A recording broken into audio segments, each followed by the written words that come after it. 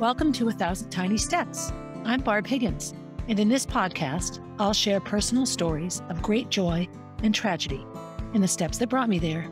I have become adept at tracing them backward to find the origin of an event, good or bad, that has affected my life. I have gone from being on top of the world with Division I All-American success to being unable to get out of bed with the grief of losing a child, and everything in between. I am painfully honest, which can make people uncomfortable, but discomfort brings growth, and oftentimes tragedy brings joy. So, tie, buckle, slip on, lace up your shoes, and join me as we begin our 1,000 Tiny Steps.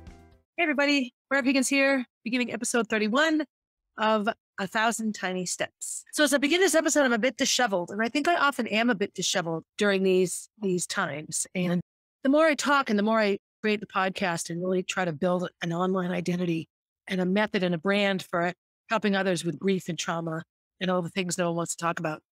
All of these things come up for me. I said to somebody the other day, and I think I said on a podcast episode, that the podcast is the best therapy ever. I really, really feel in the process of just putting these things out there that I'm feeling better about a lot of them. Or if I'm not feeling better, I'm looking at them honestly and closely and trying to get better around them. So this will be the final episode of season 3. In season 3, I have focused on this book, which now is torn and tattered, called The Body Keeps the Score. And I have also recommended this book to several people.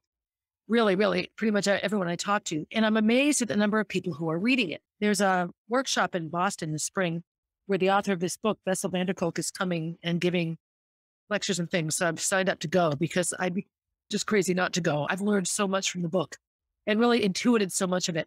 What's been interesting as well for me is when other people are reading it. So I've, recommended it to several different people and the responses that they get, and how in my last episode, I talked about that article that made grief a disorder and how it wasn't normal.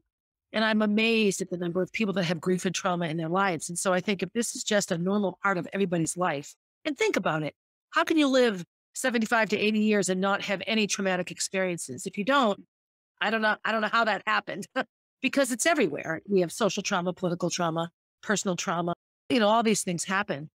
Brushing your teeth is a daily part of life because it makes your teeth healthy. And we don't think of a cavity as a disease. You brush your teeth more. It's a daily part of life, how to keep your teeth healthy. So how to keep your heart healthy, not the one that beats, but the one that loves. And how to keep your mind healthy, not the one that adds and subtracts, but the one that processes. How to keep your soul healthy, whatever that is, your connection to God or your connection to the universe, or that unexplainable piece of science that lives within all of us. Those things all need to be kept healthy without stigmatization. And so this is something that I've learned quite a bit of as I've gone along. As I wind up this season, and I really could do 6 more episodes because I'm not done with the book yet, but I'm going into the part of the book, the end of the book, which talks about healing. And, it's divided into different parts. So I've read 4 parts. Part 5 is called Paths to Recovery. So as I get into this part of the book, as I really delve into recovery, like, okay, it's happened. And now what do we do? I feel like it's a good time to pull away from just talking about the book and look at what are some things I'm doing in my everyday life that indicate recovery, and how am I doing this as a grief-stricken, traumatized human being? So let me be clear. I've lived most of my life as a traumatized human being anyway.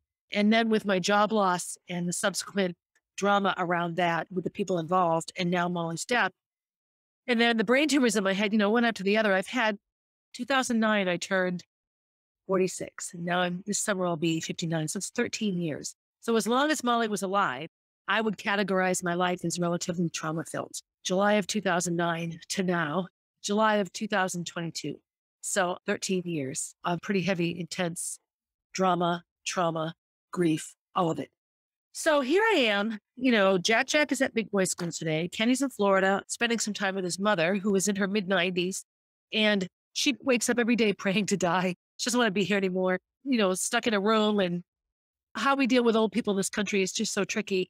Some of it makes sense and some of it doesn't. And we all have to do what fits for our families. And, Kenny's far away from his mother. So he's down there, and that's a good place for him to be right now. I kind of wish he would stay. Not that it's easy up here all by myself with a baby, but I take some sense of comfort in knowing that he's really where he should be, which is with his mother. He will only regret time that he doesn't spend with her. Parallel to that is I read a post on Facebook just now about, babies And there are so many 9 million ways to be told to raise babies. Ultimately, you have to do it the way that works for you. But this post was basically about letting a baby cry in a crib for 90 minutes is not good for the baby. The baby isn't being manipulative and trying to play you. You're not spoiling a baby by picking them up and comforting them. And it's all about, the back and forth about sleep and feeding and breastfeeding and, trying to get your baby to sleep all night. And I don't know, all these different things. And there is every opinion in the book about it. My feeling is look at nature, look at how animals treat their babies.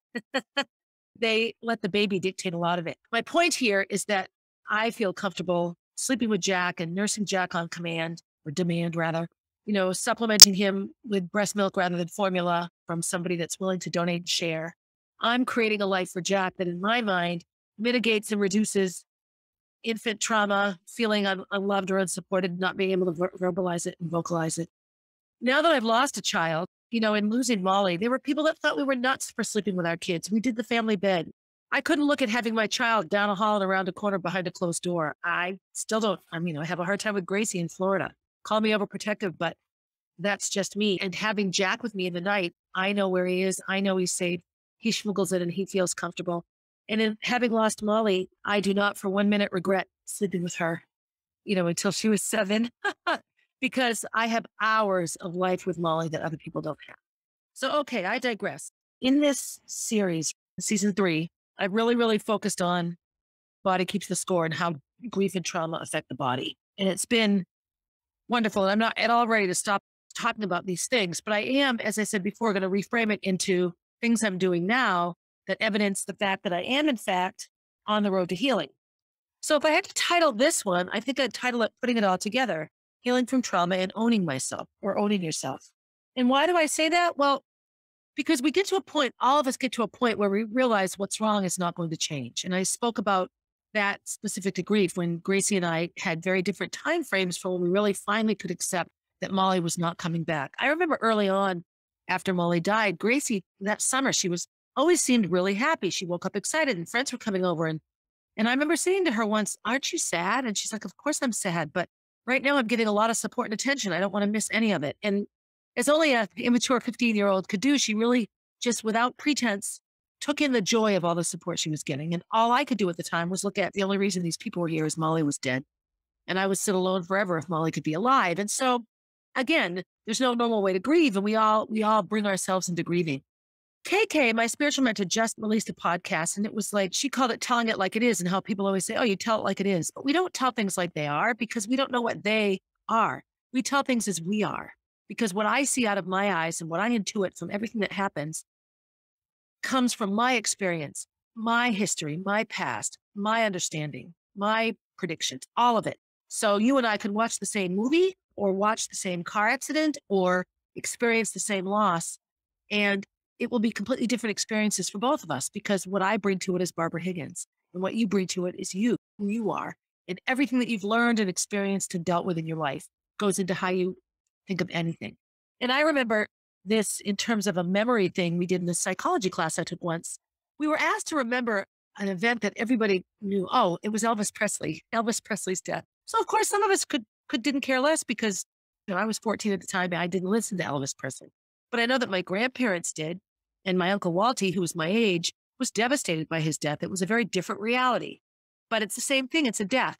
We all experience it different. We all bring into that death us. So in my adult life, going to Graceland and really getting to know Elvis and his life, it's a much bigger thing to me now. Like, oh my gosh, what a tragedy that was. What could he have offered had he lived? This holds true in pretty much day-to-day activities. You go to a movie and what you get from it is totally different than what somebody else gets from it and how you remember. Actually, I have a very specific memory of this. There's a movie called The Stepmother, and I remember watching it with Ember Smith. She's Ember Stokes now, and she's one of my runners. And her parents suffered a nasty, tragic divorce while she was young in high school, still, maybe middle school. She was very young and impressionable. And so we watched this movie with Julia Roberts, and Julia Roberts is the young, beautiful new girlfriend of the older guy, and his wife, played by Susan Sarandon, is dying of cancer. It's this incredibly powerful, beautiful movie, which in the end, the family is together. And when it was over, I'm like, oh my God, I love Susan Sarandon, blah, blah, blah, blah, blah. And Ember looked at me like, what? No, I loved Julia Roberts and how it all came together and blah, blah, blah, blah, blah. And Ember hated Julia Roberts. She hated the whole thing. She hated how she was. She could not look at Julia Roberts' character, the stepmother, with anything but disdain and hate because she represented what her life was. Her parents divorced and some new person married to her father. I looked at Susan Sarandon, the mother who had to accept this person, this new stepmother for her children, the whole process they took and how they came together is this beautiful thing. It was just amazing. We absolutely had opposite views of that movie. It was the same movie and they end up united. But Ember and I had very different views on that resolution. And that's exactly what life can be. And that's why grief can be such a tricky thing to heal from. As I wind up season 3, the next part of this book is called Paths to Recovery. Some things stand out for me. And actually, it's interesting because I talked about all of these things before I got into reading this chapter. But I want to just start with the beginning paragraph here. Nobody can treat a war or abuse, rape, molestation, or any other horrendous event for that matter. What has happened cannot be undone. But what can't be dealt with are the imprints of the trauma on body, mind, and soul. The crushing sensations in your chest that you may label as anxiety or depression. The fear of losing control. Always being on alert for danger or rejection. The self-loathing, the nightmares and flashbacks. The fog that keeps you from staying on task and from engaging fully in what you are doing. Being unable to fully open your heart to another human being. This is treating trauma. So here I am with a new baby. I have to fully open my heart to Jack, don't I now? Because he deserves nothing but love. I've said babies are truth makers and truth tellers and truth revealers. And Jack brings a lot of truth to my life that is an incredible gift. And loving him is like the biggest gift ever. But I'm a traumatized individual and I have a lot of current trauma that is still unresolved and current issues in my relationship with Kenny, in my relationship with Roy, in some respects in my relationship and friendship with David Parker. And then, of course, with myself and then my family and Gracie. So 5 things come to mind here that I find are relevant. So in looking at this chapter of healing, a new focus for recovery, in order to regain control over yourself, you need to revisit the trauma. So this can be tricky. And I did the episode in the Molly season about Death Week and all of it, the ER visit, all of it. And that was incredibly difficult for me. I couldn't have shared that story in that way, in this way, like on a podcast 2 or 3 years ago. It was incredibly difficult. Now, doing the lawsuit and being able to box up my emotions, I have been able to share the story in legal situations and things like this. But just to share it and to go back is incredibly difficult. And it goes on to say, sooner or later, you need to confront what has happened to you, but only after you feel safe and will not be re-traumatized by it. The first order of business is to find ways to cope with feeling overwhelmed by the sensations and emotions associated with the past. This is incredibly difficult for me. And I am finding now, so I've been very honest, I've been very reliant on alcohol and for a long time other drugs to cope. I find now if I have drinks, and I don't drink a lot, but even 1 or 2 drinks, what it does is it puts me into a really negative place where everything is a re-traumatization. And I really realized that in order to really promote healing and resolution and get justice for things I feel I deserve justice for and all, I can't involve drugs or alcohol, even like antidepressant type things. I need to be really present and fully aware and feel it. I think this is the trickiest part about recovering from trauma. I have people in my life I know that are lifetime anti-psych med takers, and some of them have very, very specific diagnoses that make sense. Others, I feel, probably could be weaned off all of those things and find a good trauma therapist and realize that all of the things that they've been doing and masking are necessary for coping with the trauma. I mean, I'm not a doctor, but I'm just looking at myself and how that is. In looking at revisiting a traumatic event and then not trying to heal from that, it goes back to a story I told about Elizabeth Moulton, my psychotherapist, who did EMDR with me around driving by Concord Hospital. I couldn't do it. I went out of my way to avoid it. And she didn't have me go back to Molly's death. We all know Molly died in the hospital. That wasn't what we needed to revisit. What she had me do was visualize driving by the hospital. And now what feelings come up as you drive by the hospital? And this was all doing the knee tapping and the watching the little antenna go back and forth, the body movements associated with the MDR. And I was able to bring up the emotions of what driving by the hospital made me feel like and where did I feel it? And then we'd think about that for a moment. And then she'd recenter me, well, you're not in front of the hospital right now. You're here in this room. You're in therapy. You're safe. And then we would we would try to remove and decrease those panic responses and replace them with others or just diminish them. Retrain myself to not be re-traumatized by the building.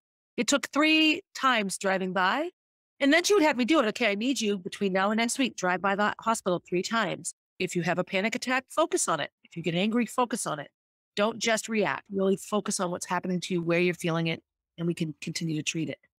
It was life-changing for me. And I realized that there are so many aspects of trauma that we treat the panic attack. Oh, take this pill and you won't be afraid anymore.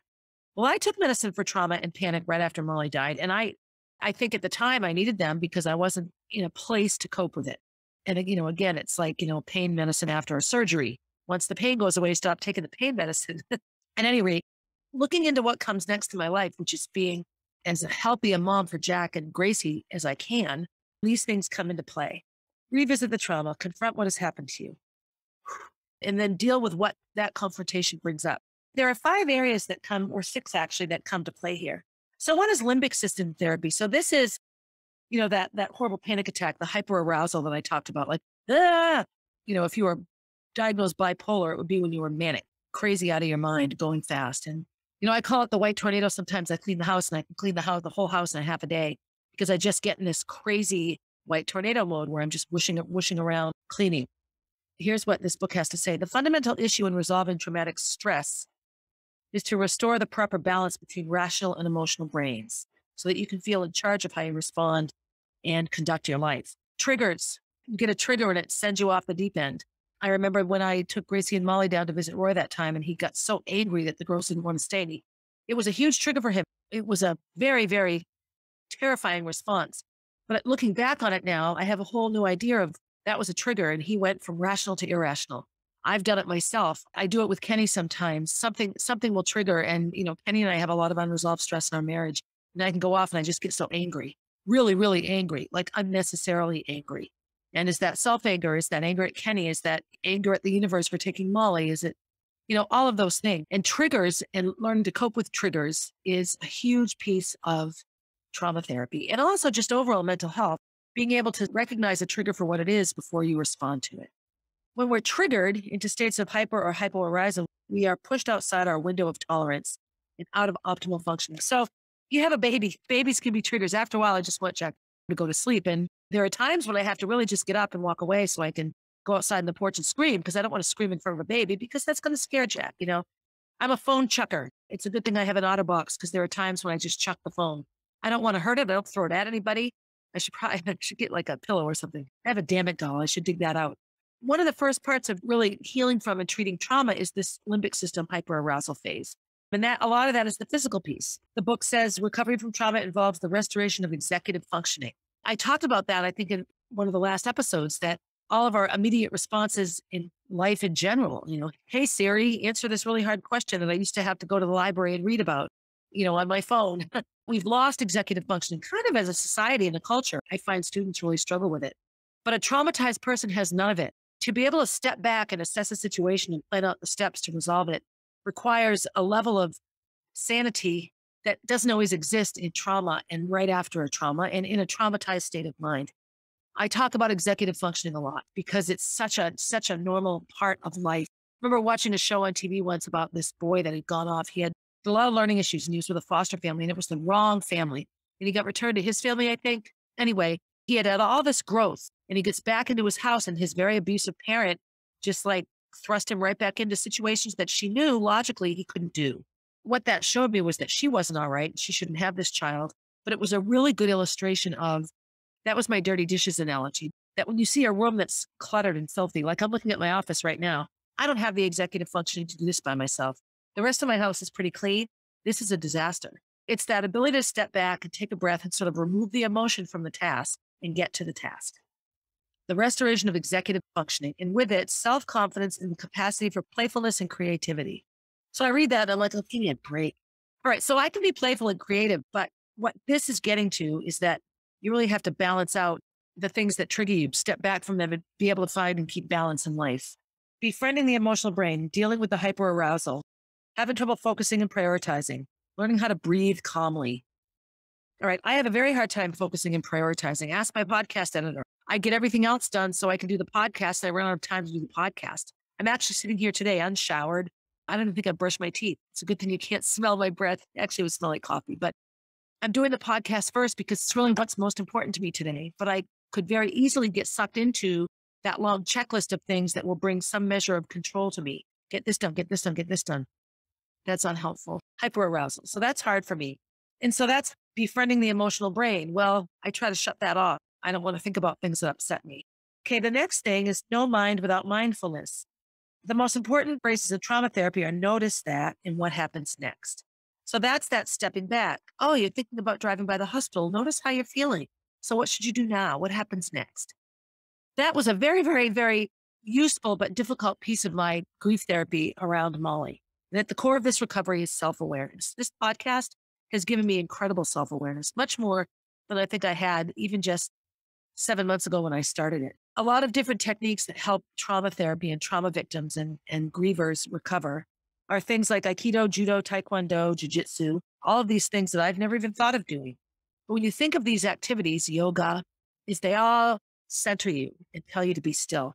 All of these techniques involve physical movement, breathing, and meditation. Somewhere back here in this book, it said that to heal from trauma, your therapy had to have movement, it had to have breathing, and it had to have meditation, quietness. For someone like me that doesn't like to sit still, why I'm not in a class with these things is interesting. Also, it explains why I love running, rowing, cross-country skiing, CrossFit, all of these activities that have me moving so I can be mindful and move. So number 2, no mind without mindfulness. Mindfulness puts us in touch with the transitory nature of our feelings and perceptions. We pay focused attention to our bodily sensations. That's hard for me. I like to shut those right off. We can recognize the ebb and flow of our emotions, and with that, increase our control over them. In order to deal with a negative feeling, you have to feel the negative feeling, really feel it and sit with it and be okay with it. And then you can learn to figure out a way to manage it or change it or control it. Very, very difficult. Traumatized people are often afraid of feeling. So the number of times I talked about the fact that in the months after Molly died, I couldn't work out too hard. If I got too out of breath, if the physical pain became too obvious, I cried. And you would think physical pain would somehow make me feel better. No, it was feeling. I couldn't feel anything. I just needed to be numb. I didn't have music or even talk radio in the car. I had the beeping. I had the beeping on this morning. It was interesting. I didn't fasten my seatbelt. That beep, beep, it was just the only noise I could tolerate in the car. I didn't want silence, but I couldn't tolerate being talked to or sung to at all. So I had just the beep, beep. Apprehension of being hijacked by uncomfortable sensations keeps the body frozen and the mind shut. That could be a t-shirt for me when I look back to some of the processes I've gone through in my grief. And I don't know that it's this way for everybody. I know some people listen to tons of music and, I couldn't take a shower for a long time after Molly died. And part of it was because the shower was upstairs, in the bathroom where she was so sick. But even just the sensation of water, it was just awful. I couldn't stand it. And I have friends who spent hours in the shower because that's where you could go cry and all that kind of stuff. No, the shower, to this day, the shower doesn't bring me the pleasure it did before Molly died. It's just, I'll go get clean and that's it. Once you pay attention to your physical sensations, the next step is to label them. As in, when I feel anxious, I feel a crushing sensation in my chest. So this is what the EMDR therapy with Elizabeth did for me. Focus on that sensation and see how it changes when you take a deep breath. So now you're giving yourself, or a doctor is giving a patient, or a therapist is giving a client permission to take ownership of the bad feeling. Never once have you said, don't feel that feeling, or judged on the feeling. When are you going to stop remembering? It's like, okay, you have the feeling, so let's see if it changes with a deep breath. This is all incredibly powerful and in some ways very, very safe for trauma victims and people who are grieving. Because grief is a trauma. Let's be serious. If you have prolonged grief and you're grieving for a long time over something, then clearly that thing was huge in your life and living without it is incredibly difficult. This mindfulness continues to be a difficult part for me. I wake up in the morning and the first thing I do is go for my phone. So I'm sleeping downstairs right now because I'm going to have my foot operated on and I'm going to have pins in my foot and all this. And I co-sleep with Jack. And in the night, sometimes I have to go to the bathroom and he needs to be safe. I'm going to have to crutch to the bathroom. The downstairs, we don't have as many thresholds on the doors as we do upstairs. So I can get through with my little scooter easily downstairs. And the bed is much lower to the floor downstairs than it is upstairs. So if Jack were to climb off, he's not going to fall far if he fell.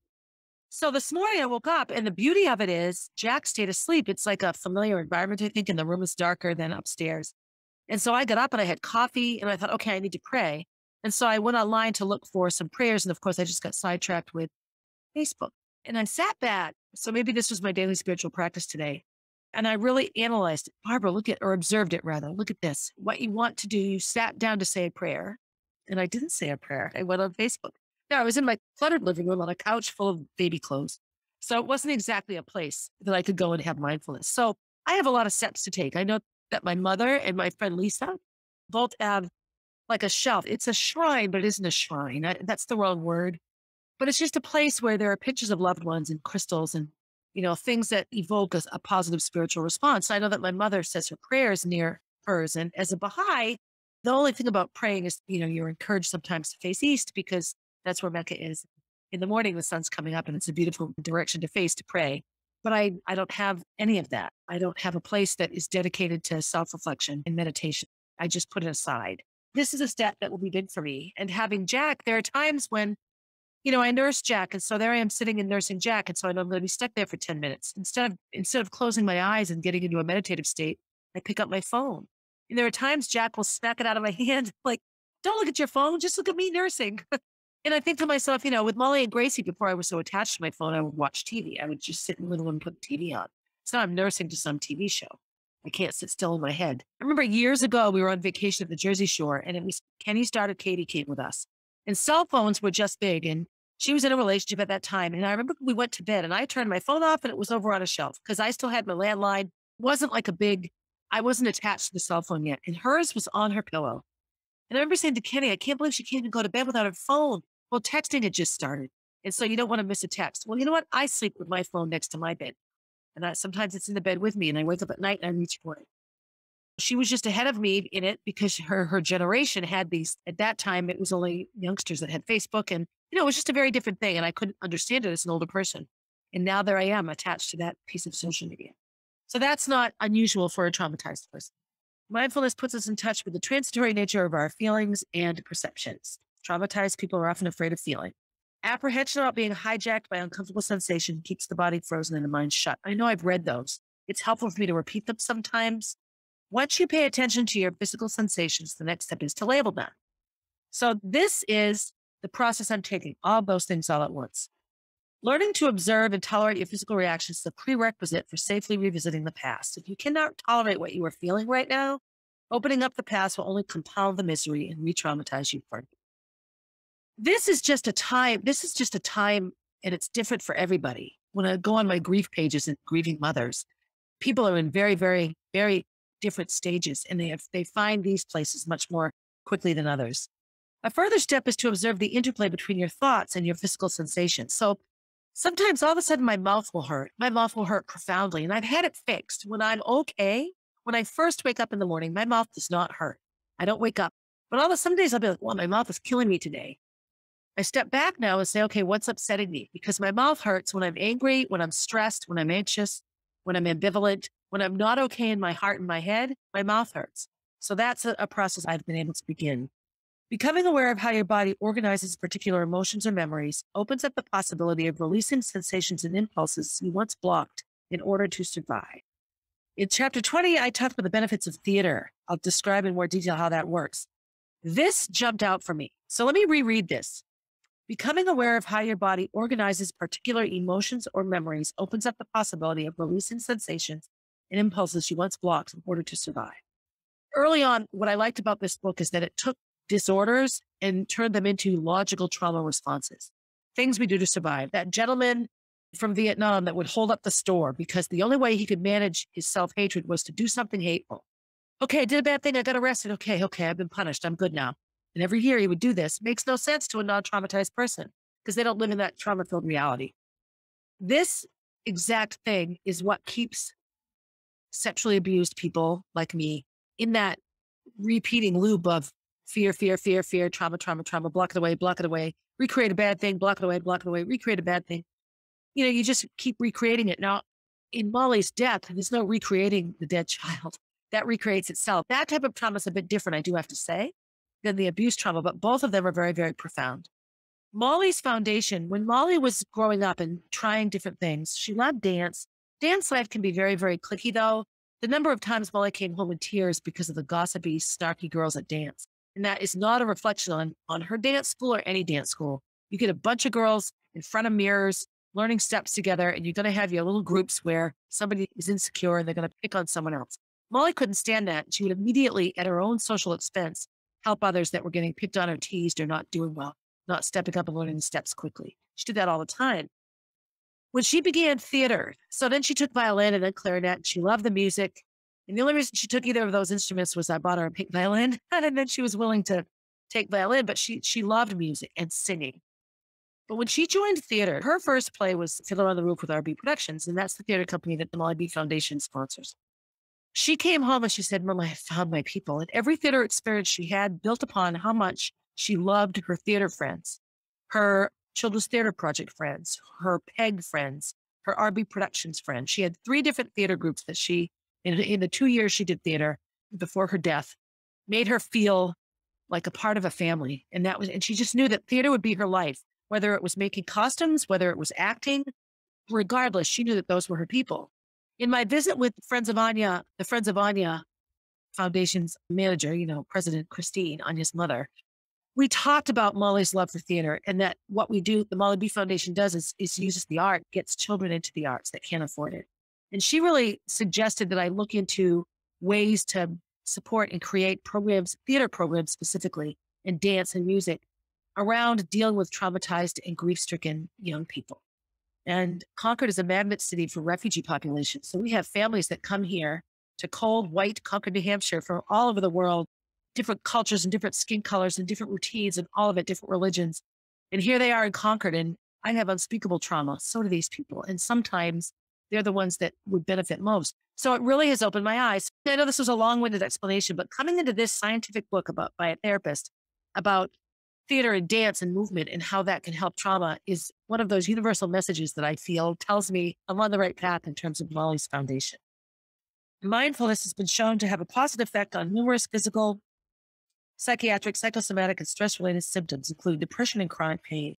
So I have 2 reactions to the chronic pain piece. I know when I first had trigeminal neuralgia, I was often told, you're just stressed out. It's stress. You're making it up. It's exaggerated. And if I were happy, it was better. Well, of course, it's a nerve. It's a nerve. If I'm relaxed, the inflammation of my body goes down, the stress goes down, the constriction goes down, and everything will feel better. And my mouth hurts now still when I'm stressed out. So obviously trauma and all these things have a big physical effect. That was the mindfulness, hyperarousal and mindfulness. Number 3 in healing, and this is the first chapter in this part of this book on healing, is relationships.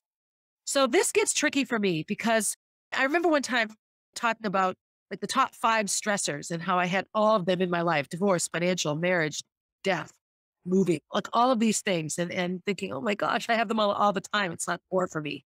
All of my really traumatized things were directly related to relationships. I had a very, very adult child. I do what you're told because you're an authority figure in my life relationship with my abuser. And this person was supposed to be a part of what kept me safe. Your family and your extended family, their job is to love you and nurture you and keep you safe. You can't sexually abuse somebody and in the next breath, a day or a week or a month later, tell them to trust you because they have your best interests at heart. Oh, no, no, no, no. You completely lose that. The abuse was traumatic enough, but my abuser and the relationship and the dynamic that I was expected to live in made it even worse. And then the extension of what happened when I told and all of that. So I have that relationship piece. My job loss affected my marriage. My relationship with Kenny was a big piece of why I was willing to jump into my relationship with Roy. Those were relationships that weren't traumatic in the beginning, and the events that came in them created huge, huge amounts of trauma. There was just the normal trauma between me deciding whether or not to stay in my marriage or not. There was the job loss trauma and all the financial stress that caused. And how do I keep Molly and Gracie happy now that I've, in a humiliating way, lost my job? And there was the financial grief before I even, got involved with Roy and helping him in his, situation with his family and his divorce. And we had our financial stressors then. Relationships play a huge piece for me in dealing with grief.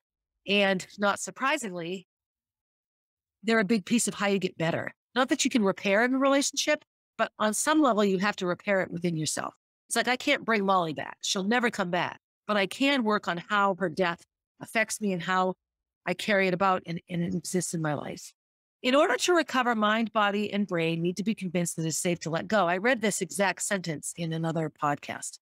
Our attachment bonds are our greatest protection against threat. When I look at Jack, so he said he's one now. If he's playing happily on the floor in the living room and I walk into the kitchen to get his bottle or anything, do anything, he starts to cry. And it's not just a whimper. He just cries like a panic-stricken cry. He's at that developmental age where he knows I'm not there now. When they're littler, out of sight, out of mind, you leave the room and they don't realize that you were there anyway. They haven't put it together yet. They know you, of course. And when you come back, they're happy to see you, but they haven't connected that you're not there. So what Jack hasn't yet developed is the fact that I'll come back. Even if I'm talking, I'll keep, I'm right here, baby boy, right here, I'm right here. Nope, does not matter. If he can't see me, he's a mess. So think about that. Make believe you have that mindset in your adult life. Not that you can't not be with people, but that attachment. Traumatized human beings recover in the context of relationships. The role of those relationships is to provide physical and emotional safety, including safety from feeling shamed, admonished, or judged. It bolsters the courage to tolerate, face, and process the reality of what has happened. I don't have a lot of like angriness or judgment, being shamed or admonished. Kenny doesn't utilize those things. He's got his own grief and trauma where his sort of, in terms of my relationships, Gracie worries about me profoundly and always wants to make me happy and tries very hard to do so. And she always has. I think that part of our relationship has exaggerated since Molly's death because she suffered a loss and she doesn't want to lose more. And I feel that way around her as well. I'm very, very protective. Kenny, so he and I wouldn't even probably, I don't know what would have happened had Molly not been sick and had a brain tumor. I'm not quite sure.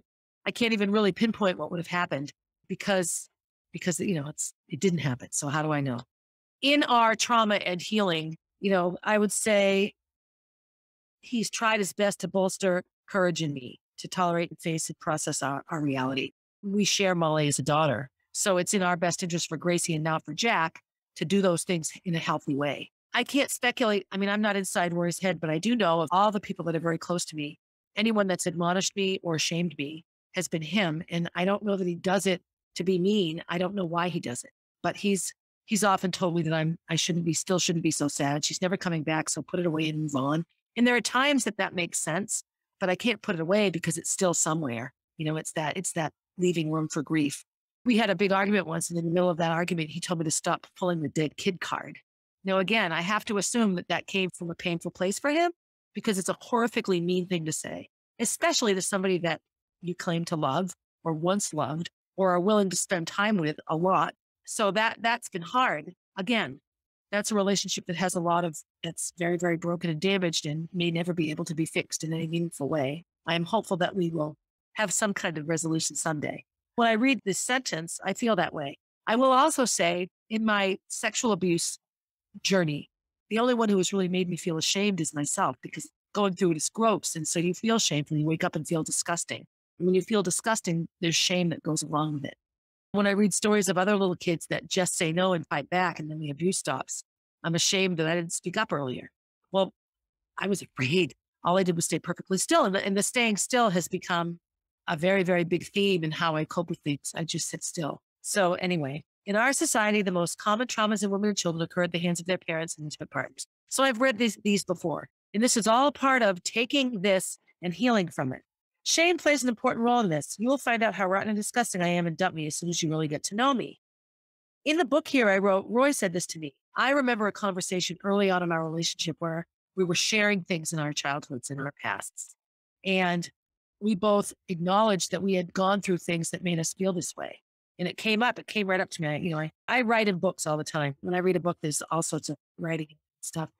And at the time, it was a very bonding moment for us because we acknowledged how bad it made us feel and all that sort of stuff. So at any rate, that's what came up for me here. So unresolved trauma can take a terrible toll on relationships. If your heart is still broken because you were assaulted by someone you loved, you are likely to be preoccupied with not getting hurt again and fear opening up to someone new. In fact, you may unwittingly try to hurt them before they have a chance to hurt you. This probably explains my interactions back and forth with Roy and some of the hurtful things that he has said. I just think he's hurt. And so he puts up the defense mechanisms. There's a stands with fist in the movie Dances with Wolves. She's the white girl that was, taken in by the tribe of Native Americans and raised as one of their own. And her name stands with fist because she was defensive. There are times that I feel like I'm Stan's with fist. We all are. And there's nothing wrong with that. But if it becomes a lifetime way of dealing with things, then your life is just a series of hurting people and people being away from you. These things all pose challenges for recovery. In being a mother to Jack, it's obvious he's going to look at me as a guideline for how to be in relationships. And, Molly and Gracie's childhood, as much as I wanted to make it not like mine, they were never abused, but they certainly had a double life, and they had a mother that had a life they knew nothing about, like I did.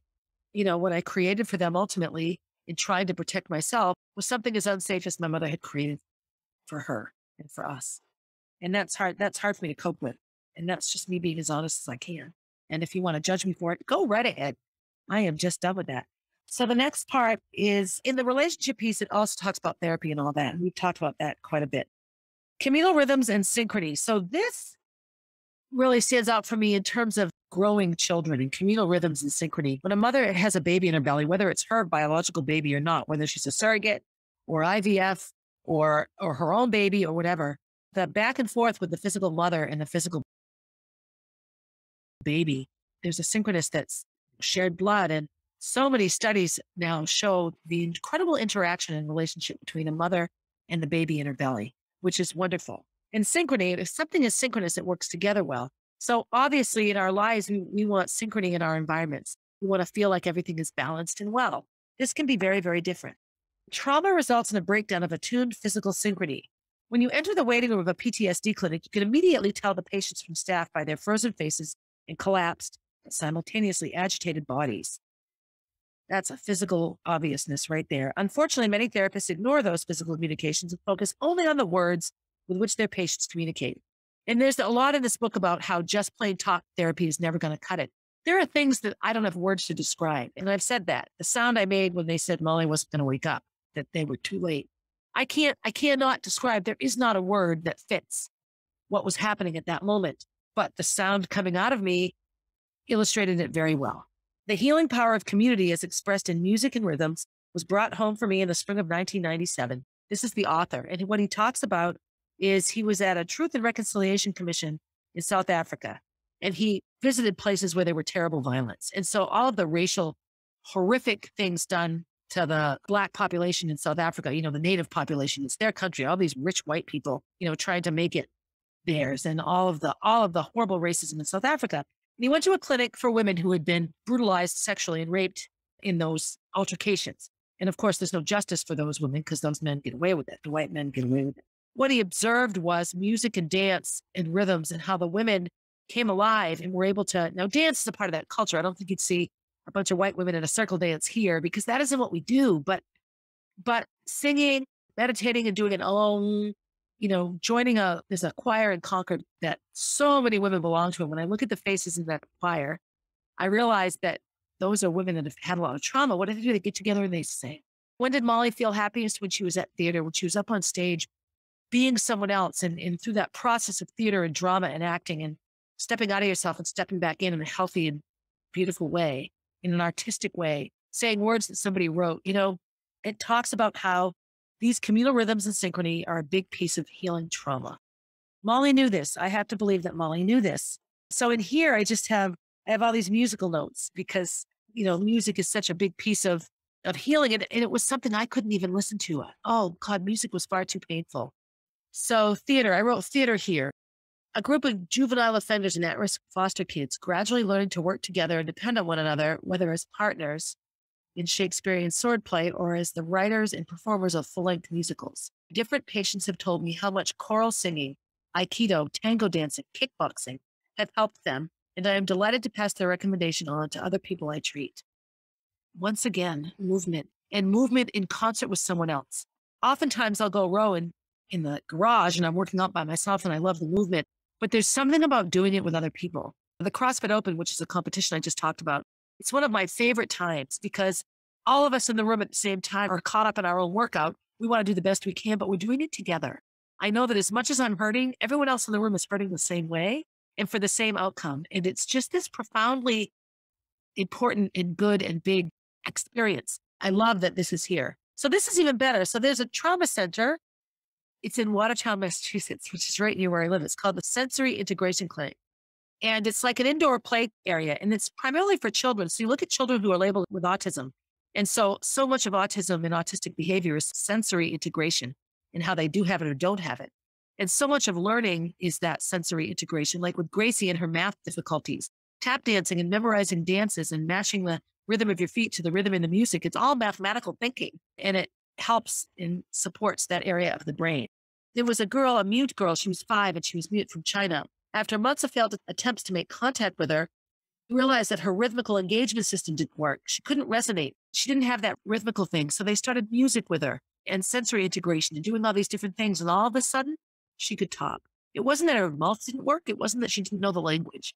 She didn't have the ability to process inside what we do without even thinking, to talk. I find this just fascinating.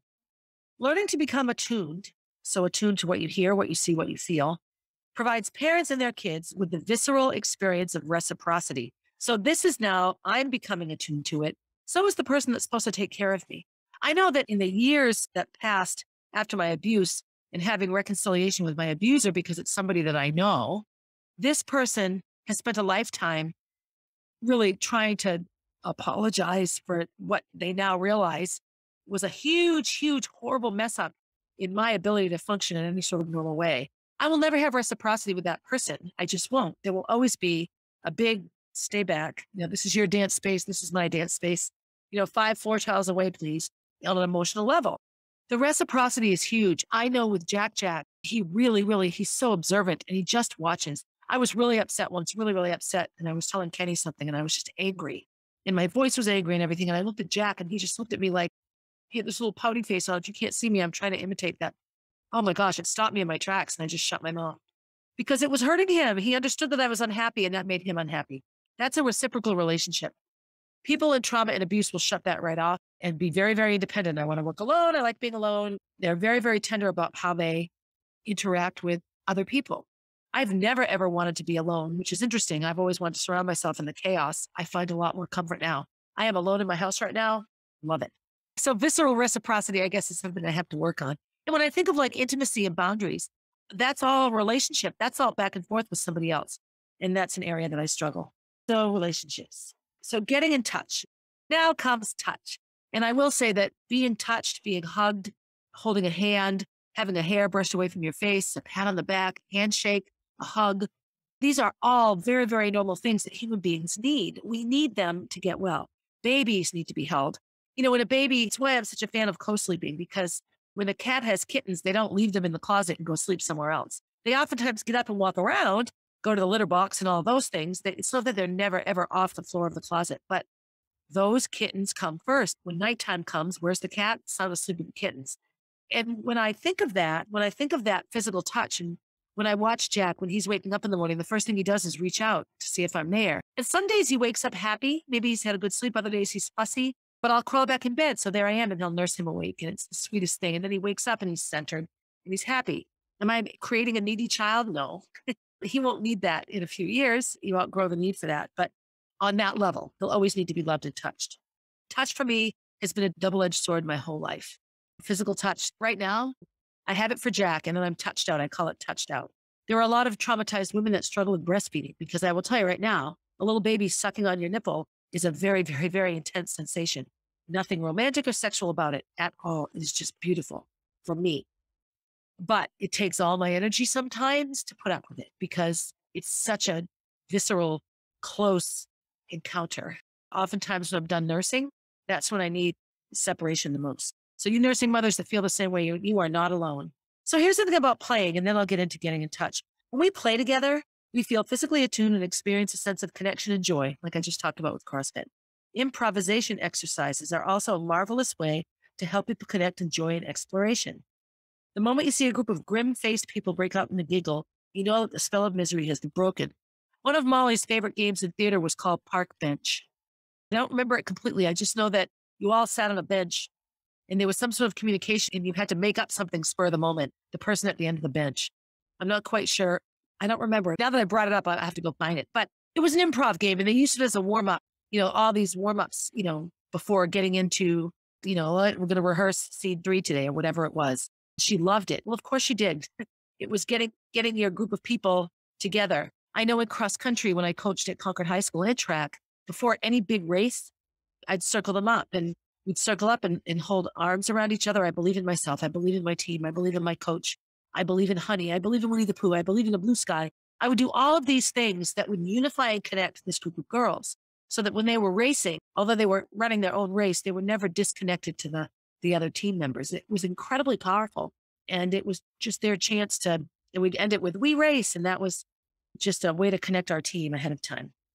And that would take away some of their fears and such. All right. So getting in touch, this sort of 5 out of 6 sort of specific ways that healing, the process of healing begins. The most natural way we as humans calm down our distress is by being touched, hugged, and rocked. This helps with excessive arousal and makes us feel safe, intact, protected, and in charge. So Jack, of course, babies, we think of babies right away. And what do? We rock them, the baby sway. My friend Katrin was holding Jack at the gym on Saturday and she was swaying back and forth. It's just automatic. And she said, "I have not forgot the baby sway." The movement calms babies down, calms all of us down. Kenny and I were fighting the other night and I was nursing Jack and he goes, "Not to butt in, but you know, that chair does rock." Well, I know it rocks, but when I'm nursing Jack, I don't often rock him. So I didn't want to overstimulate. He's nursing. So we'll just sit with that. But he's right. The rocking helps. Oftentimes when I'm upset, rocking in a chair helps me, or rowing, some sort of rhythmical movement.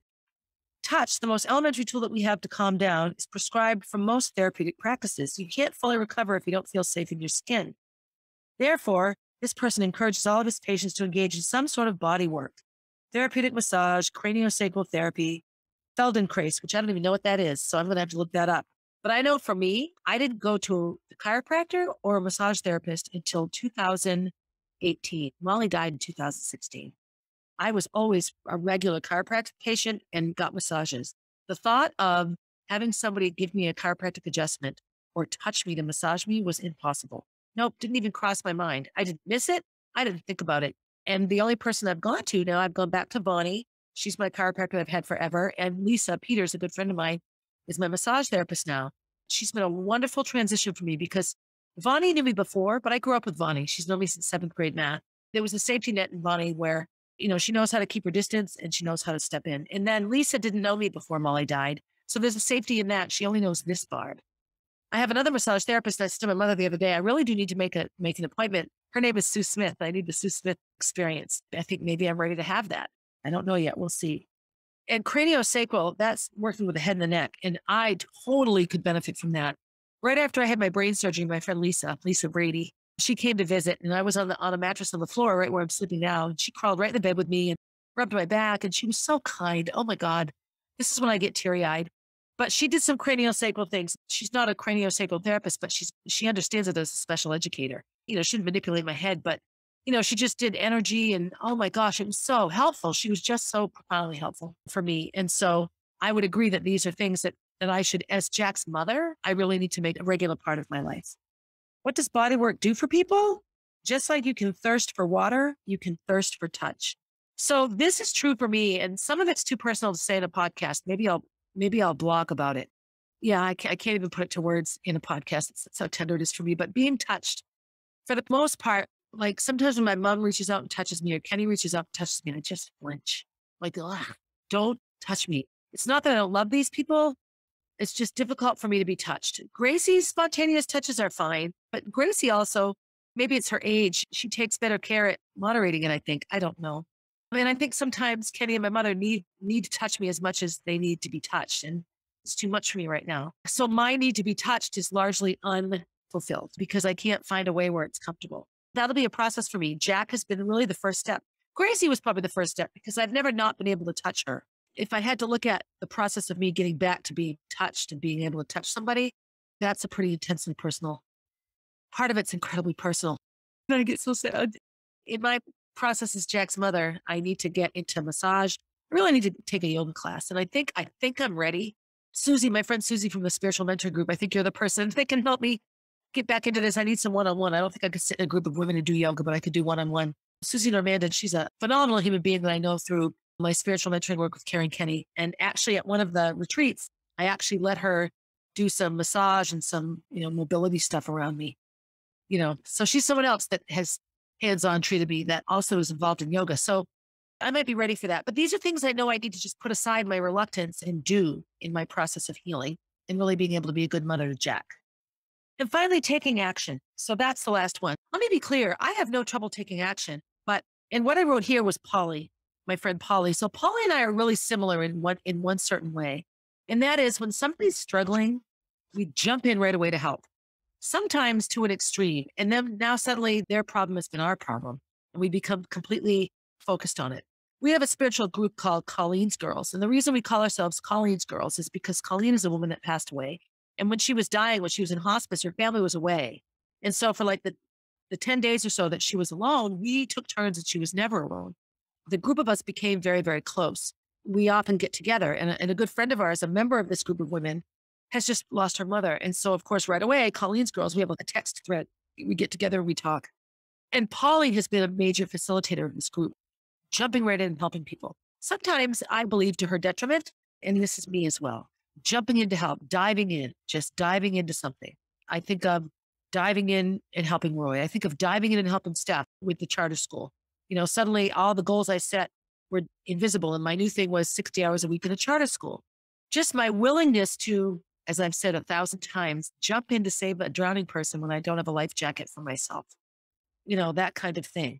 So taking action is oftentimes a projection activity for us. I don't take action on myself. I jump in and help someone else. I do for someone else what I should be doing for myself.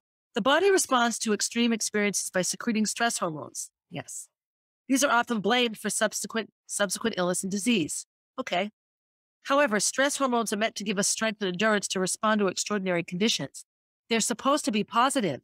Outrun the bear, lift the truck off your child, get out of the burning building. Like, they help us do things. People who actively do something deal with a disaster. Let me repeat that. People who actively do something to deal with a disaster, rescuing loved ones or strangers, transporting people to a hospital, being part of a medical team, pitching tents or cooking meals, utilize their stress hormones for the proper purpose, and therefore are at a much lower risk of becoming traumatized. So I'm going to use an AA example here. In AA, we're encouraged to volunteer, to live a life of gratitude, help people in need. This is a very, very big piece of sobriety. It's not just about not drinking. Now turn around and serve your fellow alcoholic. A lot of people think, oh, the only reason AA works is you have to go the rest of your life. The only reason you go the rest of your life is every day there's a new drunk showing up that needs what you have to offer them. It is the most intense service organization there is. And some of the people that have years and years of sobriety and have spent countless hours helping others come from some of the deepest, darkest pieces and parts of society. So this is where gratitude comes in. So my religion, I've said before, the Baha'i faith, science and religion have to agree. There is nothing really religious in this book. It is so much scientific method in looking and researching and asking and studying and everything else. And here they are saying that people that do something with their trauma to help others and to make it better for someone else end up doing it better themselves.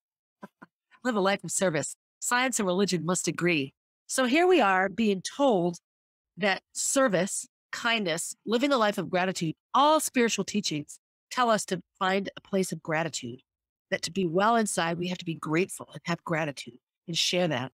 So here's a scientific guy saying, look, you want to heal your trauma? Go help someone else. Develop a feeling of gratitude. Nonetheless, everyone has his or her breaking point, and even the best prepared person will become overwhelmed by the magnitude of the challenge. So, it doesn't mean you go serve soup at the soup kitchen and you're better, but it does mean that in general, you do better off.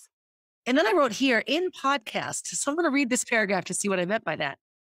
Helplessness and immobilization keep people from utilizing their stress hormones to defend themselves. So yeah, immobilization, those 2 years that I sat and couldn't do anything, the only reason I could survive was I was taking massive amounts of drugs. Okay, I wasn't helping myself at all. I was not in a place of gratitude. I was devastated and doing everything I could to feel nothing. When that happens, their hormones are still being pumped out, but the actions they're supposed to fuel are thwarted. Yes, I put it all in a box and sat on it. Eventually, the activation patterns that were meant to promote coping are turned back against the organism and now keep fueling inappropriate fight, flight, and freeze responses. For me, it was freeze and fright. In order to return to proper functioning, this persistent emergency response must come to an end. The body needs to be restored to a baseline state of safety and relaxation from which it can mobilize to take action in response to real danger.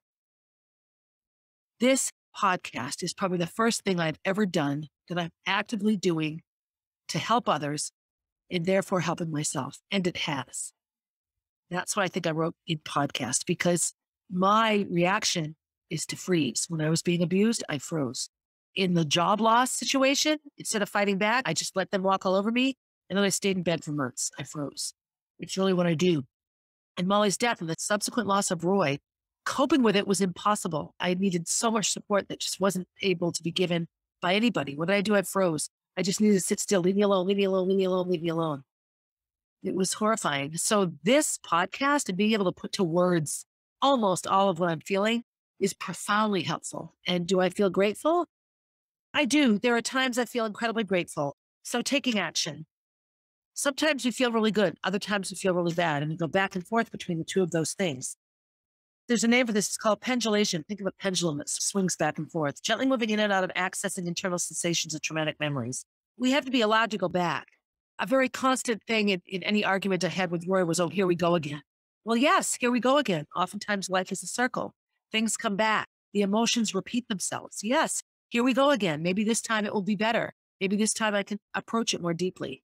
I don't get that so much from Kenny at all, because I think Kenny is just, he's not that kind of fighter. He's not an aggressive fighter. And so I don't get that from Kenny, but I do. We both have our pendulations. He'll get really angry at me for things that I thought he had resolved.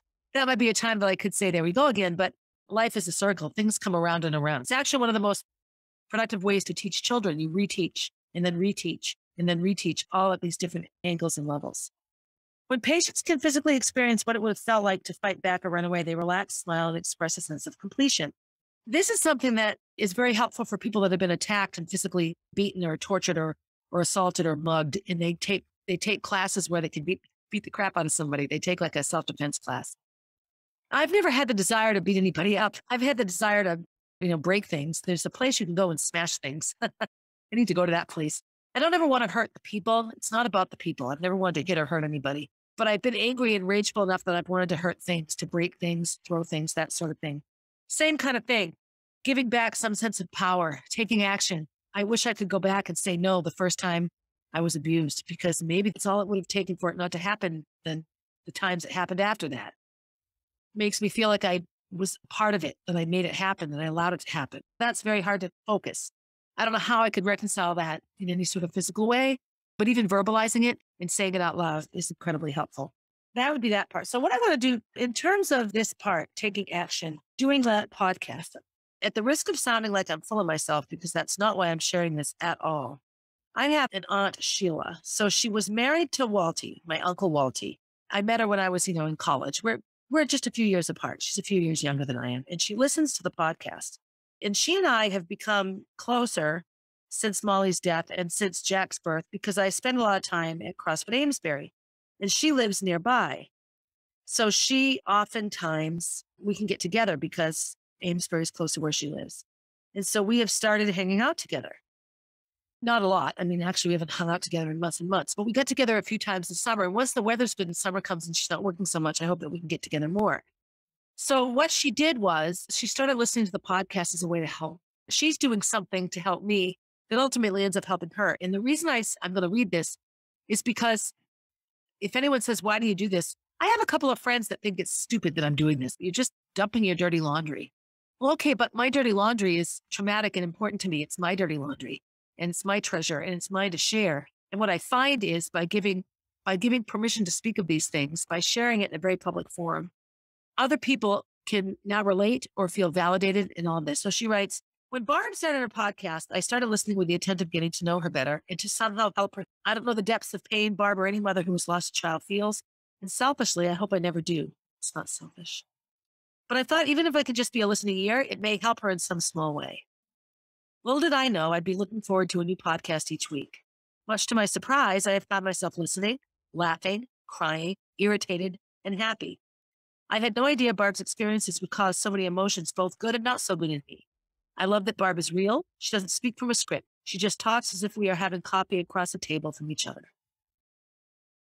I can relate to some of her experiences. I can only imagine others.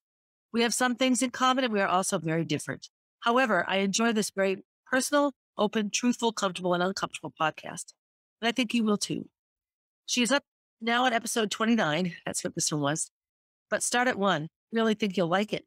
Thanks, Barb, for sharing so much of yourself. You inspire me. I love you. So I read these and I'm Of course, my ego is stoked because this is an incredible, heartfelt compliment from someone I love immeasurably. She's just somebody from the very beginning. So that meant a lot to me. It really meant a lot to me that she wrote this. It also means a lot to me that she's benefiting from it because now everything I've gone through wasn't just all for naught. So thank you, Sheila. I love you. I've had other responses like that, both from people I know and people that I don't know. All right. So number 6, it talks about integrating traumatic memories into your life. And so this is probably where I'll stop a little bit because now it gets into all the different ways that we can recover. So I'm not going to stop, but it gets into like integrating traumatic memories. So you can't just put them in a box and forget about them. You have to integrate them and learn how to create room for them because they're never going to disappear. They won't go away and they shouldn't go away. They happen to you. So you have to the challenge on us trauma victims and grief strugglers is to figure out how to carry them. And I always use that blanket analogy. I just used it on a Facebook page. For me, it's a blue sleeping bag, plaid on the inside, blue on the outside. That's the sleeping bag that we found it in the attic recently, that Molly got sick on all night long, the last night of her life. So anyway, that's for me. So on my bad days, it's wet and heavy. It won't fold up. I have to carry it in front of me. It smells. I trip on it. And on good days, it smells clean. It rolls up. The zipper works. The clasps work. The handles are fine. And I can carry it in my hand. Really good days, it's a backpack and my hands are free. But I'm never without it. And that's the integration of traumatic memories. Desensitization. So here's where medications can be negative. You take a medicine and you stop feeling. Like I remember I was on Paxil once. I hated it. I went right off it. But some people do that because their behaviors around feeling are self-harming. Maybe they're cutting themselves or burning themselves, all those self-harm behaviors, suicide attempts. So medications at that time are helpful because they lower the feeling enough that you're not going to kill yourself. Having said that, you can't just live a life walking around with a drool rag stumbling, the Thorazine shuffle. No, that's not helpful. That just keeps you manageable. And that doesn't help. Drugs to safely access trauma. This goes through all the different drugs that have been used and different experiments with other types of drugs. I don't find any drug helps with the reality of Molly's death. I know that I couldn't sleep. I don't take anything for sleep now. And I can fall asleep with or without alcohol. I can fall asleep now much more easily than I could years ago. I still watch TV to fall asleep, which maybe isn't healthy, but right now that's the distraction that helps me. And I couldn't take drugs now anyway because I'm a nursing mother. So there was a time, however, when I began this process that I couldn't imagine not taking all the 9,000 pills I was taking. So what about medication? So it continues along. And I wrote in here, me, just because I've been, it talks about drugs, gin, vodka, beer, whiskey, hash, cannabis, ganja, cocaine, opioids, OxyContin, tranquilizers, Valium, Xanax, Klonopin. So I've taken some of these. I've taken a lot of these medicines prescribed to me in different aspects of grief around Molly. I took a ton of them when I lost my job because my whole life blew up in front of me. And I had these little girls that had a good life and I didn't want to ruin it for them by uprooting them and all that. It talks about medication is specific to trauma and grief. It's necessary. I believe that it plays a healthy role in people getting better and getting well. I don't know that any of us should need to be on it forever, but if you have a chemical imbalance or something in your body doesn't work right, no diabetic in the world can stop insulin because their body doesn't produce it, so they need it. And I think that there are certain aspects of mental illness and issues around the brain that require medical intervention. I don't always feel that emotional and situational things require it long-term. I have a wonderful psychiatric nurse practitioner at Marvin. He's a phenomenal man. Love, love, love him. And he always diagnosed me with situational depression and anxiety, that when I went through a stressful time, I reacted in a way that validated medication. And I took medication for a long time. I haven't taken any now since, I'm in year 3 now of not taking any medication. I didn't think that would ever happen. The road to recovery is the road of life. So if this were to be the title for season 4, I think it might be this. The road of recovery is the road of life.